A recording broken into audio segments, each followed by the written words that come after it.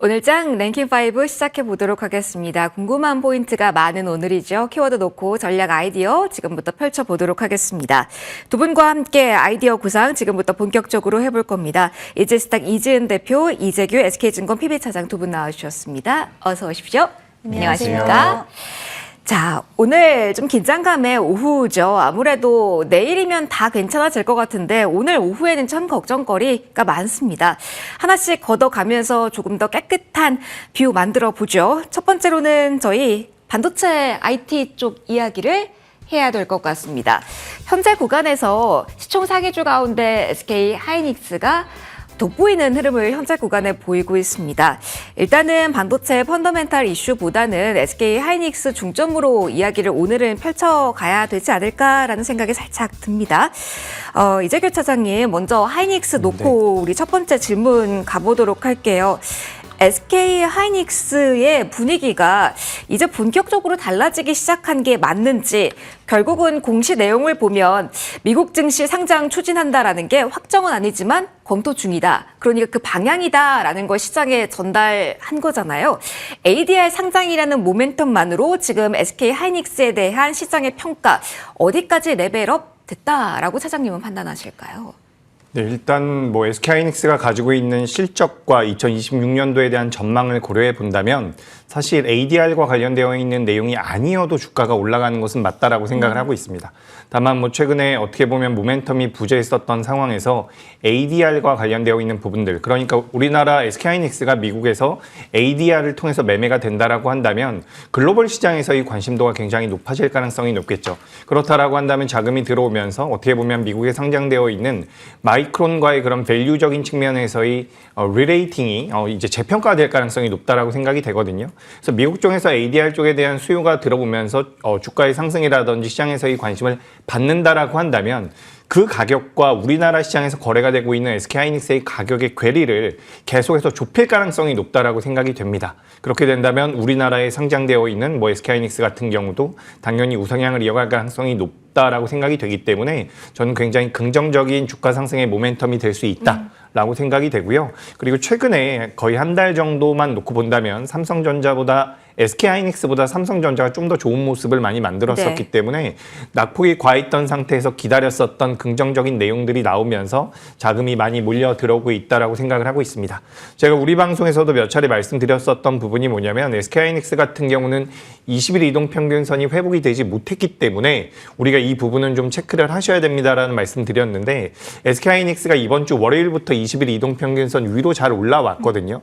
이렇게 된다라고 한다면 오히려 저는 지난주보다는 이번 주부터가 SK하이닉스에 대한 메리트가 좀 더 안정적인 자리까지 올라왔다라고 판단이 되기 때문에 AI 쪽에 대한 모멘텀들, D램, HBM 전부 다 낸드 쪽 같은 경우도 2026년도에는 기대가 되는 부분들이 분명히 있거든요. 그래서 글로벌 시장에서 이제 금리 인하라든지 TGA 잔고가 많이 있었던 상황에서 시장으로 자금이 유입될 만한 그런 환경이 조성이 되고 있죠. 그래서 타이트닝 같은 경우도 12월 1일부터 2일부터 종료가 되면서 자금이 계속해서 공급된다라고 한다면 우리나라 SK하이닉스를 필두로 한 반도체 쪽으로도 전반적으로 자금이 들어올 가능성은 있다라고 생각을 하고 있습니다. SK하이닉스를 주목하는 시선이 좀 늘어날 재료들은 풍부한 것 같습니다. 그러면 조금 더 질문 이어가 보도록 하죠. 이지은 대표님, 그러면 앞서 차장님께서도 언급해 주셨지만 그동안은 삼성전자로 이제 분위기가 넘어갔나라는 생각 많이 하셨을 텐데 오늘 분위기가 이렇게 된다면 SK하이닉스 쪽으로 추가로 대표님께서도 시선을 두시는지, 오늘 나온 ADR 이 이슈만으로 충분한지 궁금합니다. 여기에다가 금산분리 완화로 투자 활성화에 대한 키까지 쥐어져야 또 한 번의 레벨업이 가속화될까요? 어떻게 보세요? 일단 금산 분리와 ADR 같은 경우에는 지금 시장에서 그동안 노출됐던 재료들이 아니었기 때문에 시장에서는 당연히 SK 하이닉스에 대한 추가 가치에 대해서 좀 더 확대적으로 생각할 수 있는 여력이 좀 충분한 이슈가 아닐까라고 보고 있고요. 오늘 이제 SK 하이닉스 쪽에서 ADR 관련돼서 확정된 사안이 아니라고 이야기를 했기 때문에 그 부분 관련돼서는 지켜봐야 되겠지만 아닌 거는 아니라고 판단이 됩니다. 그래서 이 부분에 있어서는 진행이 될 거라고 생각이 되고 있고, 앞서서도 말씀하셨지만 마이크론 대비해서 굉장히 좀 매력도적인 측면에서는 훨씬 우위를 차지하고 있는 기업이기 때문에 재평가의 기회로 삼아볼 수 있는 것과 또 금산 분리 관련돼서는 결국 용인 클러스터 조성 구성에 있어서 굉장히 큰 자금이 필요한 상황인데 이와 관련돼서 이게 해결이 된다라고 한다면 굉장히 좀 우호적인 환경들이 당연히 마련이 될 거라고 보이고 있고요. 추가적으로 주주 환원에 대한 모습까지도 기대할 수 있는 그런 정책적인 모멘텀이기 때문에 시장에서는 이 두 가지를 굉장히 좀 크게 보고 있고 사실 SK 하이닉스, 삼성전자 관련돼서는 수요가 폭발할 수 있다라는 뉴스는 매일 하루에도 네. 나오는 것 같아요. 그리고 이 사이클이 2, 3년 주기가 아닌 이제는 4, 5년 주기까지 가능한 사이클을 탔다라는 이야기가 나오는 만큼 지금 업황적으로 봤을 때는 좋지 않은 이야기는 없는 것 같습니다. 수급적인 요인들이 살짝 맞고는 있었지만 업황에 대한 부분들이 여전히 견고한 가운데 또 브로드컴과 오라클의 실적 발표가 있는 만큼 네. 특히 브로드컴 같은 경우에는 지금 삼성전자도 고객사로 이번에 또 편입이 된 만큼 또 계속해서 HBM4 관련돼서 구글 쪽의 밸류체인으로의 이런 모멘텀이 확장될 수 있는 걸로 연결고리도 우리가 생각해 볼 수 있기 때문에 저는 충분히 삼성전자와 SK 하이닉스 뭐 항상 말씀을 드리지만 두 종목 다 매력도는 있다라고 보고 있고요. 지금은 금산분리와 ADR 관련돼서 하이닉스가 좀 더 상승세는 단기적으로 받을 수는 있겠지만 삼성전자에 대한 매력도도 여전히 더는 충분히 같이 갈 수 있다라고 보고 있습니다. 그럼 대표님 하나만 더 봐주세요. 지금 제가 뉴스 한 번 더 체크를 했는데 아직 진행은 되지 않은 것으로 보입니다. 오늘 오후에 대통령실에서 인공지능 시대의 K반도체 비전과 육성 전략 보고회 주재한다라고 대통령실에서 밝혔습니다. 대통령이 직접 주재하기도 하고 삼성전자 그리고 SK도 참여하기 때문에 여기에 관심이 상당히 높거든요. 이 단기적으로 나올 수 있는 뉴스의 민감도를 조금 더 높일 수 있는 쪽은 어디일까요? 뭐 금산분리 거론될 수 있기 때문에 짧게는 SK 더 봐야 되는 건지, 팹리스 이야기까지 구체적으로 나오면 뭐 시스템 쪽을 세부적으로 봐야 되는 건지, 오늘 이 오후라고 하니까요. 내일 본격적으로 반영이 된다라고 했을 때 어느 쪽으로 우리는 관심을 집중해야 될까요, 대표님? 대장주들이 움직일 수 있는 가능성 더 크다라고 보고 있고요. 네. 그리고 시스템 쪽도 나쁘지는 않지만 이 펠밀립스 초격차에 대한 이야기는 정부 정책 이야기 나올 때마다 항상 같이 좀 따라 나왔던 단어가 아닌가라는 생각도 드는데 그에 따른 수혜적인 측면들을 받아가는 종목군들은 탄력적인 면에서는 살짝 좀 아쉬웠던 부분들이 많이 있었던 것 같습니다. 근데 디자인하우스 관련돼서는 뭐 에이지 테크놀로지라든지 이런 종목들 보면 최근에 추세는 좀 좋았던 부분들도 있어서 선별적으로 추세를 잘 만들어가고 있는 기업들 위주로 좀 보시는 게 좋을 것 같고요. 정부 정책에 대한 모멘텀 이야기가 나온다면 대장주와 그동안 상승세의 흐름이 좋았던 종목들 위주로 추가 탄력이 좀 가능하지 않을까라고 보고 있습니다. 알겠습니다. 반도체 관련된 이야기들 좀 이슈 다뤄봤습니다. 하나 더 이야기하고 가죠. 이재규 사장님, 저희 오늘 IT 안에서 유독 파이낸텍 리포트가 나왔기 때문인지 오늘 강한 종목들이 좀 있어서 이 특징을 좀 잡고 싶어요. 파이낸텍 현재 구간에서도 7% 후반대 흐름이 나타나고 있고요. 인터플렉스도 강하게 현재 구간에서 흐름이 나오고 있습니다. 뭐 자화전자도 그렇고요. 이걸 어떤 뭐 애플로 봐야 되는 건지 아니면 IT 부품으로의 매기 단기 확산인지 조금 더 활용할 의미가 있는 오늘장의 움직임인지 궁금합니다. 네, 일단 IT 부품주들이 오늘 뭐 변동성이 좀 잘 나오고 네. 있는데 최근에 뭐 삼성전기라든지 LG 이노텍 같은 경우도 주가 흐름이 좋았죠. 그렇기 때문에 어떻게 보면 IT 부품단에 대한 관심도가 높아지는 게 아닌가라고 생각이 됩니다. 다만 파이낸텍 같은 경우는 독자적인 모멘텀이 있다라고 보시면 좋을 것 같아요. 북미 고객사에다가 납품을 할 것이다라는 내용들이 나왔는데 사실 이 폴더블 폰이라고 해서 우리가 접히는 휴대폰 같은 경우는 전 세계에서 우리나라가 가장 먼저 상용화를 했고 잘하고 있는 분야이기 때문에 네. 삼성전자 쪽에 납품을 하고 있는 파이낸텍 같은 경우는 애플 쪽에서 폴더블 폰을 만들었을 때 그에 따른 수혜를 받을 것이다라는 분석들이 과거부터 많이 있었거든요. 그래서 그런 관점으로 오늘 다시 한번 이 기술력이 좀 부각되는 게 아닌가라고 생각이 되고요. 지금 이제 대형주들 같은 경우는 주가가 좀 올라온 기업들이 많이 있는데 중소형주들 같은 경우는 아직까지 좀 덜 올라왔다라고 저는 생각이 되거든요. 우리가 과거에 물론 이번에는 그 AI라는 슈퍼 사이클 때문에 반도체가 여전히 살아있고 계속해서 좋은 모습을 보여주고 있지만 과거에 이제 사이클 산업이라고 이야기를 많이 했을 때는 반도체가 먼저 움직이고 그 다음에 IT 부품들이 따라붙었던 경우가 굉장히 많거든요. 그래서 우리가 순서를 좀 고려해 본다면 반도체가 먼저 움직였던 것은 맞고 삼성전자와 LG 이노텍 같은 경우도 좋은 모습을 만들어주고 있는데 그 아랫단에 있는 규모가 좀 작은 기업들 같은 경우도 지금부터는 매매의 관점으로는 접근해 볼 필요가 있지 않을까라고 생각이 되고 있습니다. 그래서 그 안에 물론 애플과 관련되어 있는 기업도 있고요. 우리나라 뭐 삼성전자와 관련되어 있는 기업들도 있는데 우리가 결국에는 AI라는 트렌드를 시장에서 반영이 되고 그 시장에서 성장을 하고 매출을 만들어내기 위해서는 디바이스가 필요하다라는 거죠. 네. 그렇기 때문에 저는 스마트폰과 관련되어 있는 이런 기업들 같은 경우도 엄청난 폭발적인 성장은 아니겠지만 지금부터 그래도 계속해서 우상향을 조금 더 이어갈 가능성이 높다라고 보여지고 있고, 관련되어 있는 기업들 같은 경우는 전장 쪽에 대한 사업 확장성까지도 우리가 좀 체크를 하면서 보실 필요가 있지 않을까. 상대적으로 많이 못 올랐기 때문에 네. 전 지금부터도 관심이 있는 분야다. 이렇게 좀 제 의견을 말씀드리겠습니다. 부품단에서는 아직 부각받지 않은 가격적인 메리트도 봐야 되는 구간이라는 점까지 강조를 좀 해주셨습니다. IT 좀 골고루 이야기 펼쳐봤고요. 오늘 궁금한 포인트 여기도 많습니다. 두 번째 키워드로 넘어가 봅니다. 자, 2차전지 이야기를 최근에 좀 빈도수 높게 저희 다루고 있죠. 오늘은 삼성 SDI 이야기로 좀 시작을 해볼 겁니다. 뉴스의 무게감 그리고 주가의 반응 좀 나누어서 보도록 할 텐데요. 딱 그냥 무게감만 놓고 먼저 이지은 대표님과 이야기해 보도록 하겠습니다. 2조 원대 ESS용 LFP 배터리 공급 계약, 이게 헤드라인입니다. 2027년부터 3년 계약이고 2조 원대 북미를 공략했다. 이게 신호탄이다. 이런 키워드들 많이 나오거든요. 그냥 이 재료만으로 봤을 때 금액대와 함께 의미가 크게 있는 오늘의 뉴스 공시인지 이 점 먼저 정리를 해주신다면요.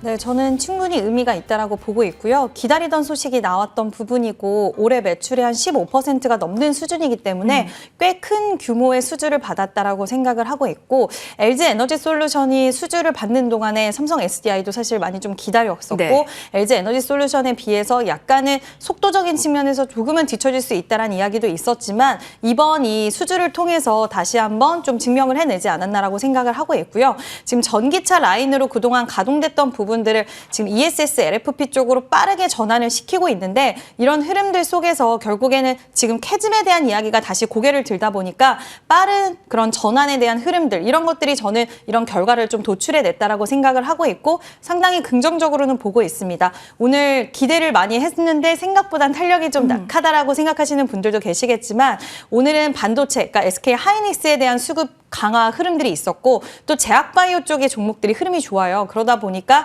약간 수급 분산에 따라서 재료의 크기나 이런 부분들은 상당히 긍정적이었지만 탄력도는 좀 약했다. 하지만 이런 이제 수주들이 모이고 탄력들을 추가적으로 만들어낼 수 있는 재료들이 생겼다라고 생각이 들어서 저는 충분히 굉장히 좀 긍정적인 소식이 아니었나라는 의견 드려보도록 하겠습니다. 긍정적인 뉴스는 맞다라는 점, 그리고 시세에 대해서도 포인트 짚어주셨습니다. 이 시세, 시장 분위기와 더불어서 하나 더 질문을 좀 가보도록 하죠. 이재규 차장님, 네. 그러면 앞서서 대표님께서도 이야기를 해주셨지만 많은 분들이 아쉽다라는 생각을 많이 하셨을 텐데, 이게 정말 다른 쪽에 강해서 가는 수급 때문인지, 캐즘이 다시 고개를 든 건지, 아니면 오늘 매크로적인 이슈 본다면 뭐 FOMC가 있잖아요.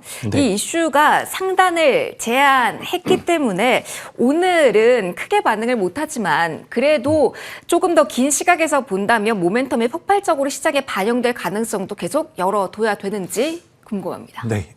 일단 2차 전지 같은 경우는 저는 주가의 흐름상으로는 추가 상승이 나올 가능성이 높다라는 생각이 네. 들어요. 그래서 너무 뭐 부정적으로 보실 필요는 없다라는 말씀 드리고 싶고요. 삼성 SDI가 오늘 2조 원대 수주 이야기가 나왔는데, 사실 전반적으로 봤을 때 전체 매출이 2023년도 기준으로 봤을 때 21조 정도가 나오는 회사거든요. 그렇기 때문에 우리가 이 수주 금액 자체가 엄청나게 충격적이다. 좋다라고 보긴 좀 어렵다라는 말씀을 드리고 싶습니다. 다만 삼성 SDI 같은 경우도 뭐 ESS 쪽에 대한 시장 캐파를 빠르게 늘려가겠다라는 그런 포부를 밝히고 있기 때문에 그 부분은 긍정적이고, 삼성 SDI 같은 경우는 한중 NCS와 많은 관련이 있는 걸로 알고 있습니다. 네. 그래서 삼성 SDI와 관련되어 있는 뭐 ESS 쪽을 공략해보고 싶다라고 한다면 한중 NCS, 그리고 LG 에너지 솔루션 같은 경우는 또 신성 ST라는 기업이 있거든요. 그래서 이런 기업들을 좀 추려서 공략을 해보신다면 저는 뭐 주가, 트레이딩 면에서는 충분히 매력적인 분야가 아닐까라고 생각이 됩니다. 다만 이제 윗꼬리가 좀 달리면서 밀렸다라는 것은 뭐 앵커님께서 잘 말씀을 해주셨던 것 같아요.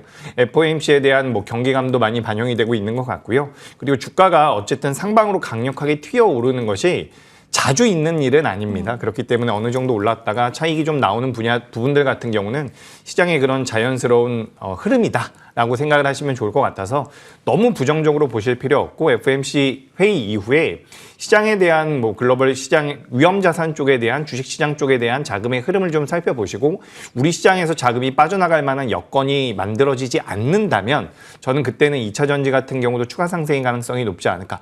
업황이 연속적으로 굉장히 좋을 것입니다라고 말씀드리는 것은 아니에요. 다만 주가라는 것이 어쨌든 이 트렌디하게 움직여주는 부분도 있고 선반영이 되는 부분들도 분명히 있기 때문에 최근에 뭐 LG 에너지 솔루션, 뭐 에코프로 그룹주들 같은 경우는 코스닥 시가총액 1위로 올라오면서 그에 따른 패시브 자금이 들어왔다라고는 할 수 있지만 다른 기업들 같은 경우도 주가가 조금만 더 올라와도 쇼커버가 어느 정도 더 들어올 가능성이 높아 보이거든요. 그래서 저는 개인적으로 2차 전지는 좀 긍정적으로 생각을 하고 있고요. 실적이 잘 나오는 기업으로 보자면 뭐 PNT 같은 기업도 있고요. 최근에 전고체 관련되어 있는 기업들 같은 경우도 변동성이 잘 나오고 있는데 우리가 중장기적으로 굉장히 매력적인 실적을 보여줄 겁니다라는 관점은 아니지만 주가의 흐름은 조금 더 우상향이 나올 가능성이 높지 않을까 저는 그렇게 판단하고 있습니다. 그럼 차장님 앞서 ESS 이야기해 주실 때 셀 메이커와 연결고리 있는 쪽 주시에서 좀 선별적으로 이야기를 해주셨잖아요. 그럼 반대로 단기적으로 모멘텀이 조금 더 강하게 반영된다라고 보면 오늘 장중에 ESS 관련해서 가장 강하게 올라왔던 종목 한다면 상신 EDP, 뭐 신흥 SEC 이런 종목들이었어요. 오히려 변동성이 더 큰 종목에서 모멘텀을 노리는 전략도 이번 달 시장에서 필요할지도 궁금합니다. 네. 맞죠. 그러니까 어쨌든 시장의 선택을 받으면 우리가 관심을 가져야 되는 것은 맞고 네. 다만 다수의 투자자분들께서 이런 종목이라고 표현하긴 그렇지만 장중에 변동성이 크다라고 해서 그 종목을 매매했을 때 매수와 매도 타이밍을 잘 잡기는 어렵다라고 저는 생각을 하거든요. 그렇기 때문에 ESS 쪽에 대한 분명한 모멘텀을 가지고 있거나 기본적으로 캐시카우를 가지고 있는 기업들 위주로 좀 보시는 게 맞지 않을까라고 생각이 됩니다. 그래서 제가 아까 전에 방송 막 들어올 때 화면에 서진 시스템이라는 기업이 좀 나오고 있더라고요. 네. 그래서 서진 시스템 같은 경우도 최근에 주가 흐름이 ESS 쪽으로 많이 엮이면서 변동성이 나오고 있는데 원래는 그 다이캐스팅 기술을 가지고 있어서 통신 장비 쪽으로도 많이 엮이는 기업이거든요. 근데 이 기업 같은 경우는 PCB와도 관련되어 있는 사업을 영위하고 있기 때문에 2차 전지와 반도체 쪽에 대한 전반적인 수혜를 받을 수 있는 기업이고 기본적으로 매출이 좀 나오는 기업이기 때문에 이런 기업들을 좀 체크해 보시는 건 어떨까. 그래서 저는 이제 기본적으로 매출이 좀 나오는 기업들 위주로 보시는 게 좋겠다라는 말씀 드리겠습니다. 캐시카우는 확실한 쪽 봐야 된다라는 점입니다. 자, 2차 전지 중심으로도 이야기해봤고요. 오늘 강한 쪽 중에 하나가 제약 바이오이기도 합니다. 매크로적인 분위기 안고 더 갈 수 있을까? 이 부분도 오늘 체크 포인트 중에 하나입니다. 자, 내일 새벽에 우리는 뭘 확인하게 될까요? 그러면서 금리 인하 이 시기에 제약 바이오의 꾸준한 수급은 기대해도 될지 궁금합니다. 어제도 제약바이오 쪽에 대해서는 금리 인하 관련한 이야기를 하긴 했는데 더 임박해온 상황에서 궁금합니다. 이재은 대표님, 대형주 위주로의 수급 기대감은 더 키워도 될까요? 지금 선반영을 너무 하지 않았나. 그러다 보니까 점도표에 대한 불확실성이 지금 너무 커진 것 아닌가. 단기적인 실망 매물이 이 점도표에서 나올 가능성도 지금은 대비해야 되지 않을까라는 생각도 하실 것 같아요. 이 금리 인하 결정과 그 전망 그리고 제약바이오의 지금 오후 대응은 어떤 방향으로 해야 되는 걸까요?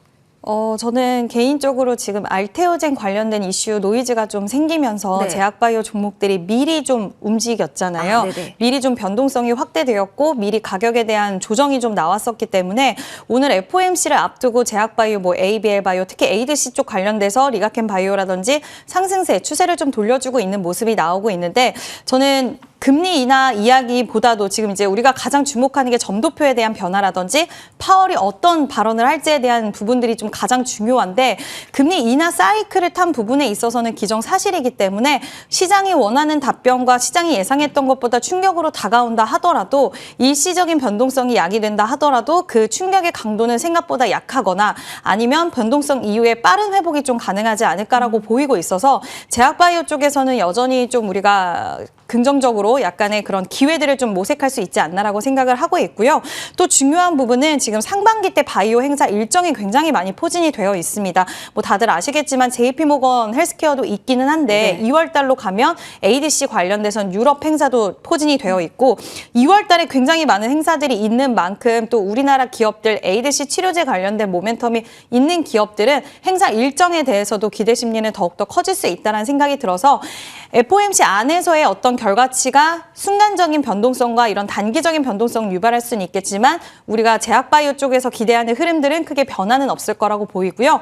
제약바이오 쪽의 종목군들이 올라왔을 때 처음 시작이 이렇게 강하게 됐을 때를 돌아보면 그때 금리 인하 확률이 중간중간 30%까지도 떨어진 적도 있었는데도 굉장히 견조하게 잘 버텨줬다라는 것은 금리 인하 사이클뿐만 아니라 그 이상의 기술 이전이라든지 여러 가지 일정에 대한 모멘텀도 시장은 같이 보고 있기 때문에 저는 제약바이오에 대한 매력도는 그대로 유지하셔도 좋지 않을까라는 의견 드려보도록 하겠습니다. 연초에 대형 이벤트에서 나오는 내용들까지 확인할 필요가 있다라는 내용이었습니다.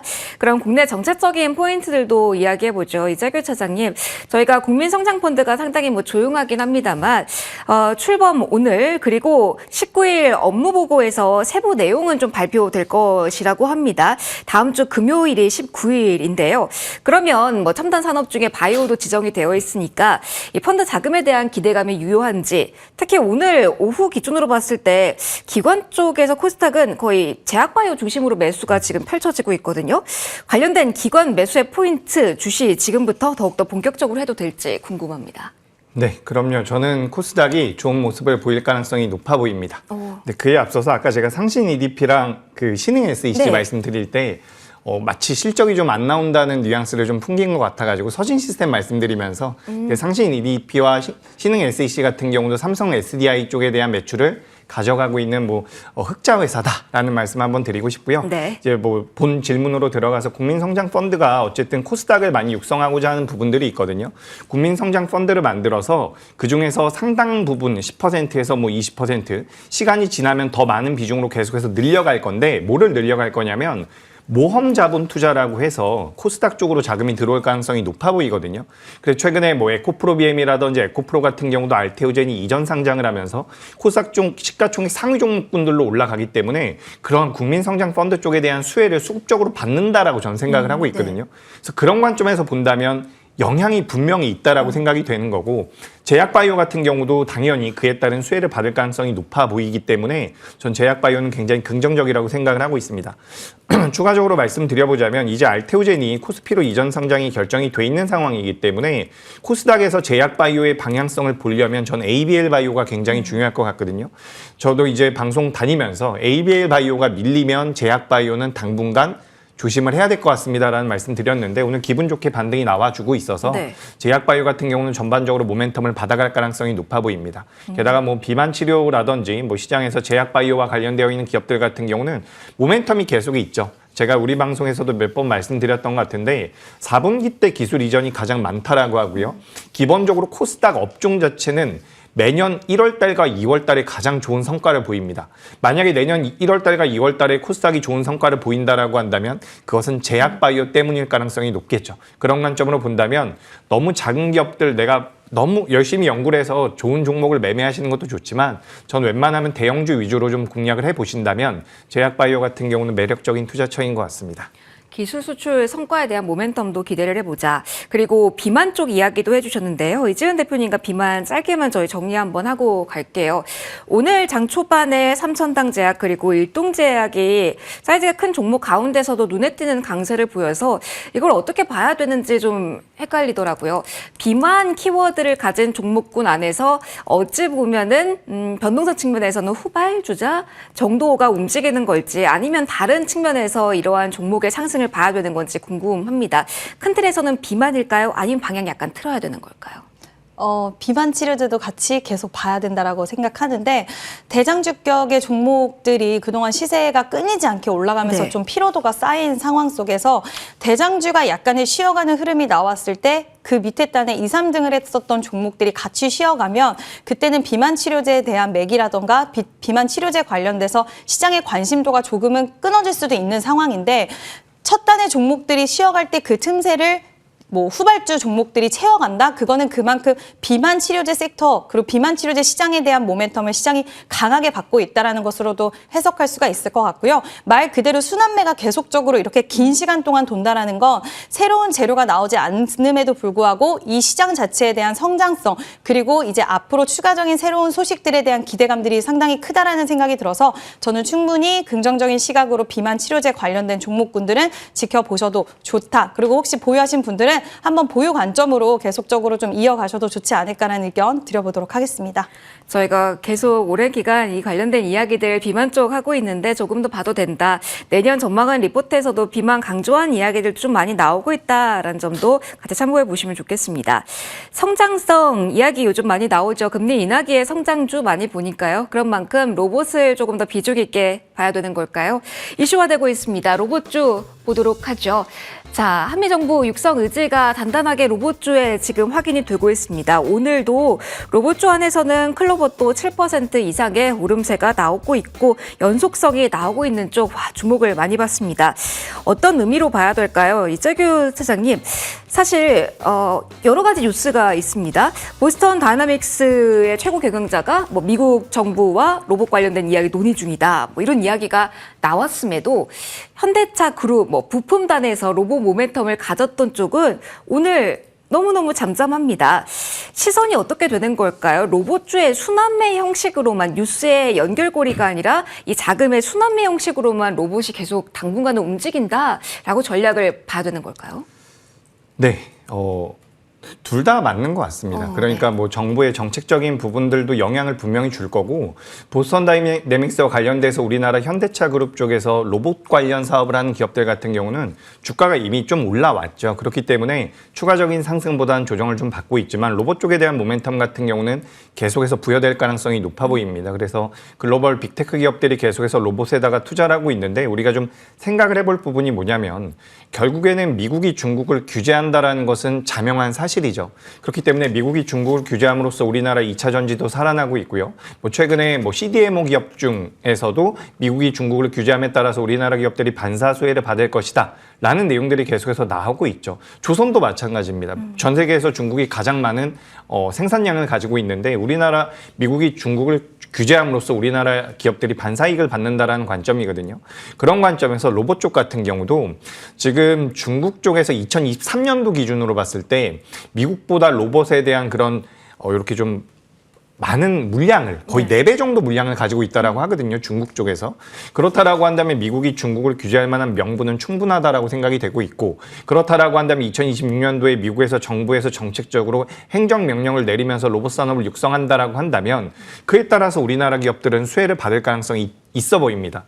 저도 예전에는 우리나라 기업들이 그렇게까지 기술력이 있을까라는 의구심이 많이 있었는데 제가 얼마 전에 우리 아이랑 로봇 박람회를 한번 다녀왔어요. 네. 근데 전 세계에서 우리나라 기업들이 그래도 4, 5위권은 된다라고 하더라고요. 그러니까 완성체가 아니라 중간에 들어가는 부품들이나 이런 것들 위주로 봤을 때는 우리나라 기업들 같은 경우도 분명 기술력이 있다라고 판단이 되기 때문에 미국이 어쨌든 중국을 규제함에 따라서 우리나라 로봇주들은 주가의 변동성이 커질 가능성이 높다. 이렇게 좀 생각이 되고 있고요. 그래서 추가적으로 말씀드려보자면 현대차 그룹 같은 경우도 저는 굉장히 매력적이라고 생각을 하고 있습니다. 그래서 가파르게 올라왔다가 조정을 좀 받고 있지만 로봇과 관련되어 있는 기업이나 현대차 그룹주들 같은 경우는 계속해서 우리가 좀 추적할 필요는 있을 것 같습니다.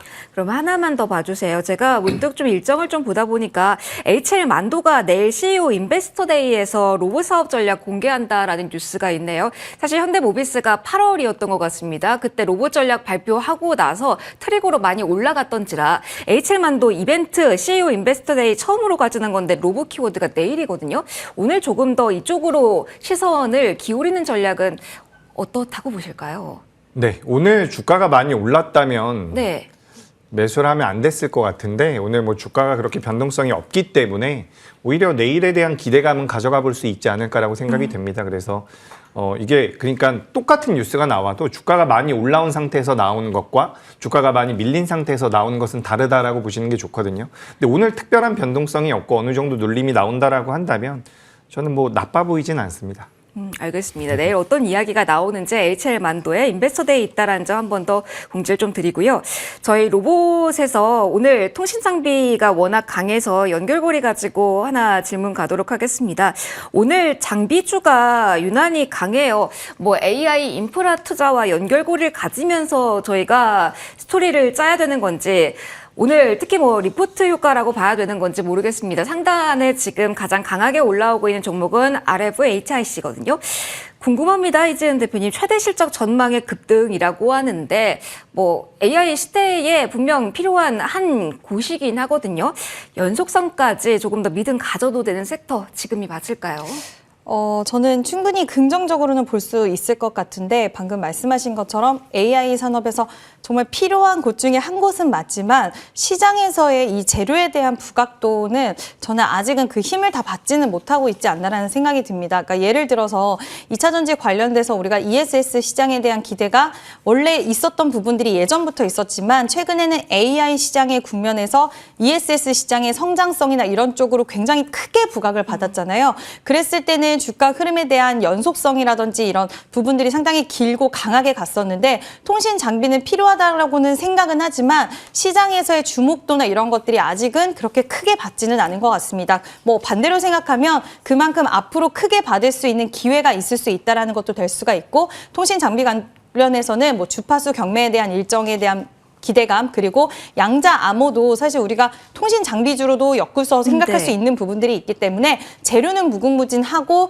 추세도 최근에 뭐 RF, HIC도 그렇지만 대한항공통신도 한번 시세가 강했던 적이 있었거든요. 그래서 순환매를 통해서 이번에 기간 조정과 가격 조정을 어느 정도 마친 통신 장비주들이 다시 올라오고 있기 때문에 이 시기에 시장에서의 재료의 부각도가 같이 좀 버프를 받는다라고 한다면 상승에 대해서는 이번엔 좀 더 강하게 나올 가능성도 있지 않을까. 그래서 통신 장비주는 지금 적극적으로 매수 타이밍이 왔다라는 느낌보다는 재료가 상당히 괜찮은 상황 속에서 부각이 좀 됐을 때 시장에서의 주목도와 상승세가 더 강해질 수 있으니 계속 관심권역에 두고 보셔야 되고 보유하신 분들은 보유 관점을 유지해 주셔도 좋지 않을까라는 의견 드려보도록 하겠습니다. 이때는 관심권을 놓자라는 이야기 해주셨습니다. 저희 이제 마지막 키워드 볼게요. 소비로 잡아봤고요. 일단은 하이브 중심으로 엔터 이야기를 풀어가 볼까 합니다.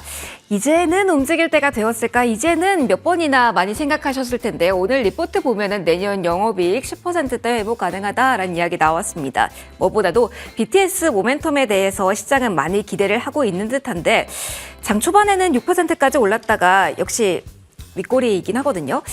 이재규 차장님, 대장이 오기 때문에 엔터가 살아나는 것 맞습니까? 아니면 오늘 좀 변동이 빠르게 위쪽에서 머무르는 시간이 길지 않았습니다. 그렇게 아직 에너지를 모으는 시간 조금 더 필요하다라고 진단하실까요? 네, 저는 개인적으로 좀 필요할 것 같습니다. 시간이. 지금 하이브를 제외한 나머지 엔터 기업들은 주가 흐름이 그렇게 좋지가 못해요. 그러니까 우리가 엔터사들이 실적을 굉장히 잘 낼 것이다라는 기대감이 있었는데 기대에 부응하지 못했었던 부분들이 있고 일단 주가가 많이 밀려있는 상황이기 때문에 저는 추가 하락의 가능성은 낮다라고 보고 있지만 엄청나게 불타오르기에는 변동성이 좀 제한적일 가능성이 높아 보입니다. 그래서 제가 이제 엔터 쪽에 대해서도 좀 긍정적인 말씀을 드리고 싶은데 일각에서는 우리나라 엔터 사업들이 산업 자체가 성장을 더 할 수 있을까라는 분석들도 좀 나오고 있거든요. 그렇기 때문에 무조건 좋다라는 관점보다는 일단 하이브가 살아난 것은 굉장히 긍정적이고 하이브는 아직까지 주가 흐름이 견조하게 나오고 있는데 다른 기업들은 돌아서지 못했습니다. 그렇기 때문에 하이브가 더 강하게 올라와서 다른 기업들을 끌어주거나 할 때 거래가 좀 더 터질 때 보시는 게 어떨까라고 생각이 드네요. 그래서 전반적으로 지금 뭐 우리나라 반도체, 제약바이오, 2차 전지, 로봇 자금이 몰려갈 곳이 너무나도 많고 조선과 방산같이 실적이 어느 정도 담보된 섹터들 같은 경우도 있기 때문에 자금이 넘어온다라고 했을 때는 약간 후순위에 머물러 있을 가능성이 높아 보입니다. 그 중장기적으로 보시는 게 아니라고 한다면 전 지금은 그렇게 높게 보고 있지는 않습니다. 알겠습니다. 조금 더 시간이 필요하다. 조금 더 강한 모멘텀이 오면서 들고 일어나면 한 번 더 저희가 재료 가지고 이야기 나눠보도록 하겠습니다. 자, 오늘 짱 랭킹 바이브 두 분과의 시간은 여기서 마무리 짓도록 하겠습니다. 이지은 대표, 이재규 차장 두 분과 함께했습니다. 고맙습니다.